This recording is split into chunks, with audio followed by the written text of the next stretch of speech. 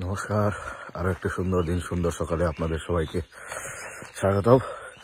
আজকে আমার 365 ডেজ চ্যালেঞ্জের 18তম দিন এবং 18তম দিনে আমি বেরিয়ে পড়েছি আবারও আমার শারীরিক এবং মানসিকভাবে নিজেকে প্রস্তুত রাখার জন্য, নিজেকে সুস্থ রাখার জন্য আবারও বেরিয়ে পড়েছি। এবং আজকে আমার লক্ষ্যমাত্রা হচ্ছে 5 কিলোমিটার হাঁটা এবং 1 কিলোমিটার রান করা। তো চলুন বন্ধুরা, বেরিয়ে পড়ি আজকের এই সকালটাকে আরো সুন্দর করতে। দিন সকাল থেকে উঠে এই বেরিয়ে পড়ার মধ্যে যে স্পিরিটটা আছে, সেটা আমি যখন ডে 1-এ শুরু করেছিলাম সেটা ছিল মোটিভেশন।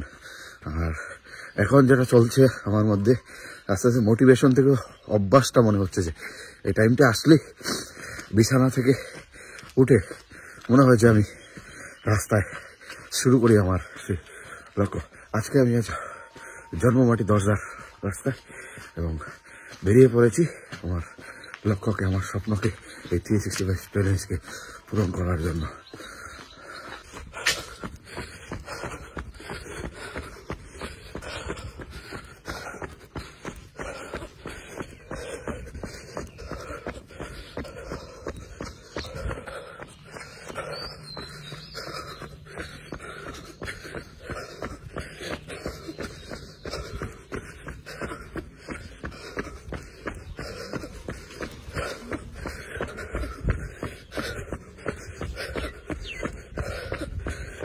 সকালের যে লক্ষ্য ছিল সেটাকে পূরণ করার পর আমি চলে আসলাম আমার 8 মাস ধরে যেই জায়গাতে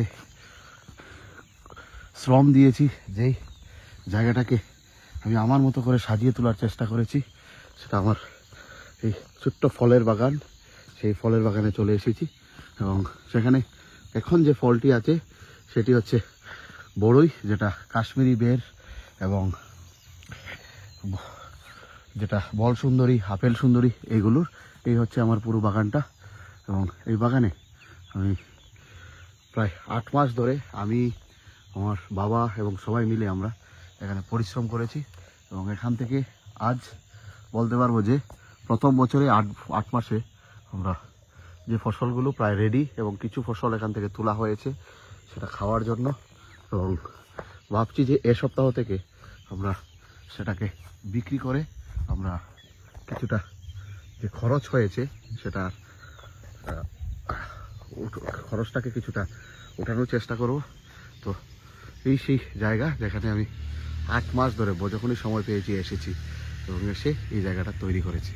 তো বন্ধুরা, শারীরিকভাবে সুস্থ থাকার পাশাপাশি কিছু কাজও করা প্রয়োজন বাকি যে সময়টা, সেইটাই দেখানোর জন্য আমি মিলে এখানে আপনাদের এই দেখালাম। 18তম দিনে আমার সকালের যে দৈনন্দিন কাজ সেটা আপাতত এখানেই শেষ করছি এবং আমি এখন নিজেকে কিছুটা খাবার খাবো, তারপর কাজ করব এবং বাকি যে কাজগুলো আছে সেটা থেকে যেহেতু বন্ধ রবিবার, আমার 18তম দিনের সকালের রুটিনটা আমি কমপ্লিট করলাম এবং নেক্সট কালকের জন্য আবার নিজেকে পুশ করব। সবার দিনটা ভালো কাটুক, সবার রবিবারটা ভালো কাটুক, সবাই সুস্থ থাকুন এবং দিনটাকে প্রচণ্ড এনার্জির সাথে শুরু করুন। ধন্যবাদ।